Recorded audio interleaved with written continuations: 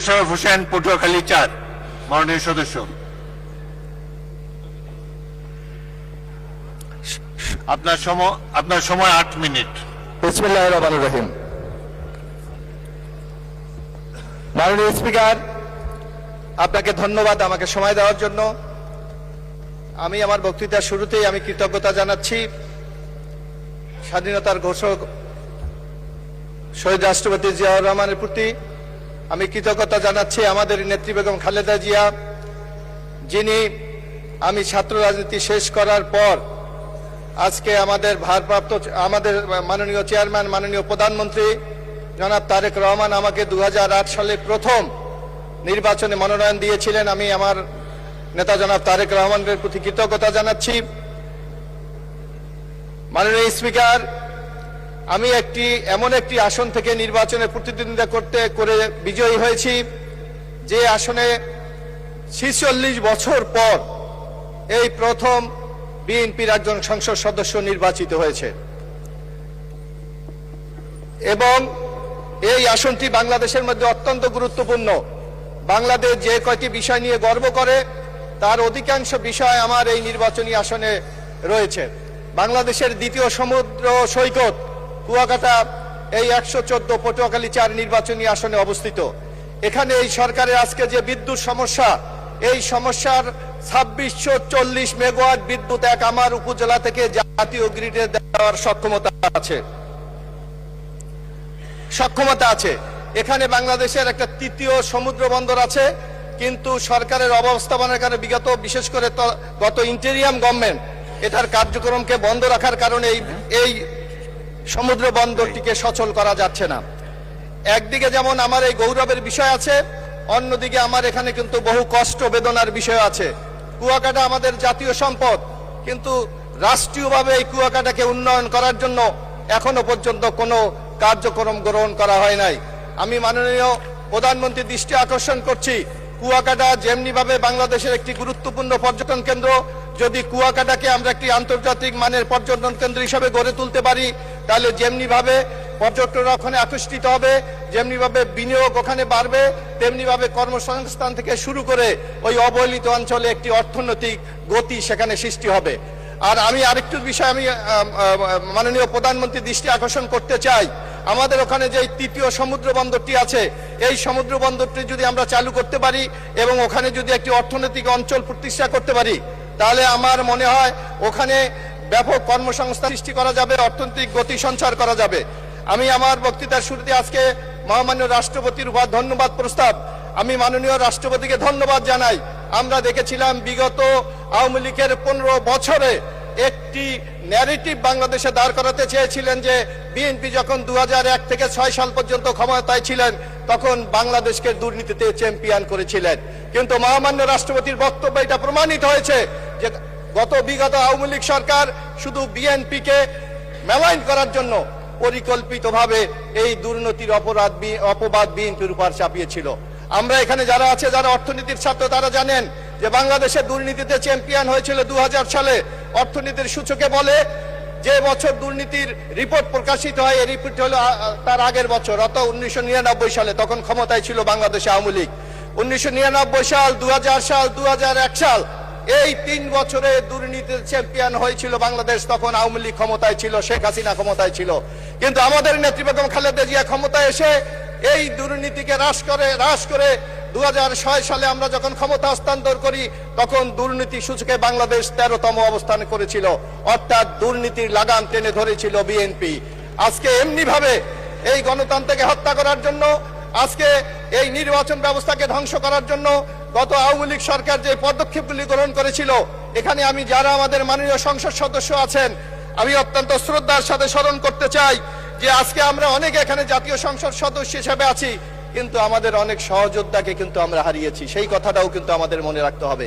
আমাদের জাতীয়তাবাদী ছাত্র দলের সহকর্মী ইলিয়াস আলী আজকে আমাদের মাঝে নাই। আমাদের সহকর্মী ছাত্র দলের সভাপতি নাসিরউদ্দিন পিন্টু আমাদের মাঝে নাই। আমাদের জাতীয়তাবাদী ছাত্র দলের সাধারণ সম্পাদক শফিউল বারী বাবু আমাদের নাই। এমনি ভাবে অসংখ্য সহযোদ্ধাকে কিন্তু আমরা বিগত 15 বছর আন্দোলন সংগ্রামে হারিয়েছি। শুধু জাতীয়ভাবে এই অবস্থা, কিন্তু আমি যদি আমার এলাকার দিকে তাকাই, আমি যে নির্বাচনী এলাকা থেকে বিজয় হয়ে এসেছি, আওয়ামী লীগের 15 বছরে আমাদের 7 জন সহযোদ্ধাকে সেখানে হত্যা করা হয়েছে। আমি কৃতজ্ঞতা জানাই মাননীয় আমাদের প্রধানমন্ত্রীকে, প্রতি বছর এই শহীদ পরিবারের জন্য ঈদের সময় উনি যে ঈদের সামগ্রী পাঠিয়েছিলেন তার জন্য ওই পরিবারগুলি আজকে আমি সুযোগ পেয়েছি, তাকে আমি বলছি তার প্রতি কৃতজ্ঞতা জানিয়েছে, তার প্রতি সন্তোষ প্রকাশ করেছে মাননীয় স্পিকার। আজকে আমরা দেখেন এই নির্বাচনে আজকে অনেক সংস্কারের কথা বলে, কিন্তু মাননীয় স্পিকার আপনি জানেন যখন আওয়ামী লীগ ক্ষমতায় ছিল এই 5ই আগস্ট ঘটবে কিনা বাংলাদেশে আমরা জানি না। তখন আমরা দেখেছিলাম আমাদের নেতা মাননীয় প্রধানমন্ত্রী তারেক রহমান 2023 সালের 17 জুলাই সর্বপ্রথম রাষ্ট্র মেরামতের জন্য 31 দফা কর্মসূচি ঘোষণা করেছিলেন। সেই কর্মসূচির আলোকে আজকে ঐক্যমত কমিশনের অনেক কিছু প্রস্তাব গৃহীত হয়েছে, কিন্তু আমি মনে করি তার মূল ভিত্তি রচনা করেছে আমাদের নেতা মাননীয় প্রধানমন্ত্রী জনাব তারেক রহমান।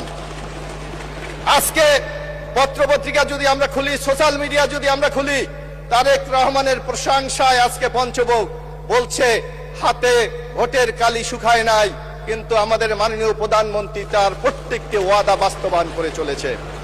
ইতিমধ্যে ফ্যামিলি কার্ডের যে ওয়াদা আমাদের নেতা জনাব তারেক রহমান করেছিলেন সেটা আজকে বাস্তবে রূপ নিয়েছে। আমরা দেখেছি ইমাম মুয়াজ্জেম যারা আমাদের সমাজের সবচেয়ে অবহেলিত, আমরা যারা গ্রামগঞ্জে বসবাস করি, ইমাম মুয়াজ্জেমের বেতন দিতে গিয়ে যে কি লঙ্কা কাণ্ড ঘটে তারা আমরা গ্রামে যারা থাকি আমরা বুঝি। ওই হাওলাদার বাড়ির থেকে 200 টাকা, তালুকদার বাড়ির থেকে 300 টাকা, অমুক বাড়ি থেকে 500 টাকায় এমনি ভাবে সেই ইমাম মুয়াজ্জেমের বেতন দিতে গিয়ে একটা কুরুক্ষেত্র তৈরি হয়। কিন্তু আমি ধন্যবাদ জানাই আমাদের মাননীয় প্রধানমন্ত্রীকে, নির্বাচনের সময় উনি যে ঘোষণাটি করেছিলেন ইতিমধ্যে ইমাম মুয়াজ্জেমদেরকে সেই ভাতা দেওয়ার মাধ্যমে ইনশাআল্লাহ উনি ওনার ওয়াদাটা পূরণ করেছেন। এবং আমরা আরেকটা জানি, আমাদের নেতা শহীদ রাষ্ট্রপতি জিয়াউর রহমান, আমি যখন ছোট, আমি তখন 10ম শ্রেণীতে পড়ি, জিয়াউর রহমান সাহেব তখন আমার ওখানে খাল কাটতে গিয়েছিলেন।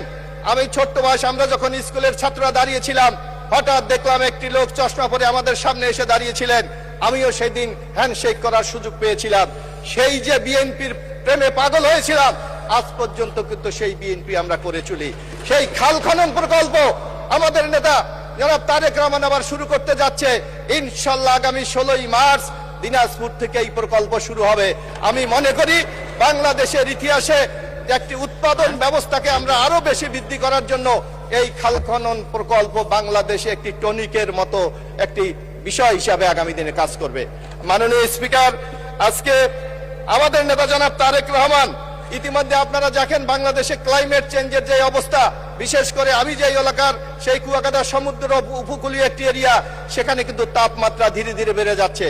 এখানে যে 2620 বিদ্যুৎ কেন্দ্র করা হয়েছে, সেখানে প্রতিনিয়ত আমাদের এলাকায় পরিবেশ দূষণ হচ্ছে।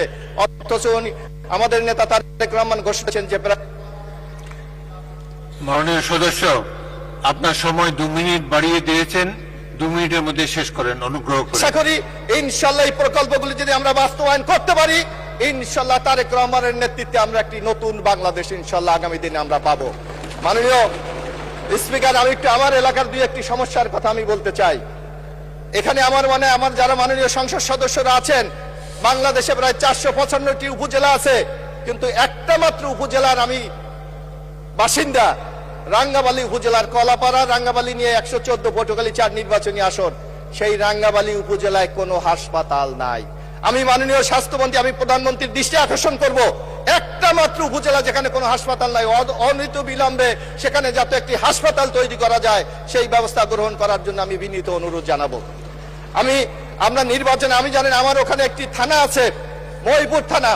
আমি আশা করি মাননীয় প্রধানমন্ত্রীর দৃষ্টি আকর্ষণ, নির্বাচনে আমাদের অন্যতম একটা কমিটমেন্ট ছিল এই থানাটাকে আমরা উপজেলায় রূপান্তরিত করব। আমি আশা করি নির্বাচনের অঙ্গীকারকে বাস্তবায়ন করার জন্য মাননীয় প্রধানমন্ত্রী জনাব তারেক রহমান প্রয়োজনীয় ব্যবস্থা গ্রহণ করবেন। এছাড়াও আমার এলাকায় নানা সমস্যা আছে, নদী ভাঙ্গন। আমার ওখানে রাঙ্গাবালী একটি উপজেলা, আপনারা জানেন সমুদ্র বেষ্টিত, যেমন সেন্ট মার্টিনে অনেকে গিয়েছে, হয়তো রাঙ্গাবালী যায় নাই। একটা সমুদ্র পাড়ি দিয়ে আমার একটা উপজেলায় যেতে হয়। সেখানে যদি 4টা ইউনিয়নে আমরা যদি একটা ব্রিজ করে দিতে পারি, তাহলে 4টা ইউনিয়নের মধ্যে কিন্তু একটা সংযোগ সড়ক করা সম্ভব। আমি মাননীয় স্থানীয় সরকার মন্ত্রণালয় আছে, ইতিমধ্যে সেই মন্ত্রণালয়ে ইতিমধ্যে প্রকল্প জমা আছে। 160 কোটি টাকা যদি দেওয়া যায়, তাহলে সেই ব্রিজটি করে 4টা ইউনিয়নের মধ্যে একটা আমরা সংযোগ সড়ক গড়ে তুলতে পারি। আমি আজকে এই সংসদের মাধ্যমে আমি আবারও মাননীয় প্রধানমন্ত্রী আমাকে নমিনেশন দিয়ে আজকে এখানে বিজয় করে আনার জন্য তার প্রতি কৃতজ্ঞতা জানাচ্ছি এবং আগামী দিনে যে একটি সুখী সমৃদ্ধ বাংলাদেশ গড়ে তুলবে সেই বাংলাদেশ গড়ায় তার একজন সহযাত্রী থাকার অঙ্গীকার ব্যক্ত করে আমার বক্তব্য এখানে শেষ করছি। শহীদ জি অমর ও খালেদা জি। ধন্যবাদ।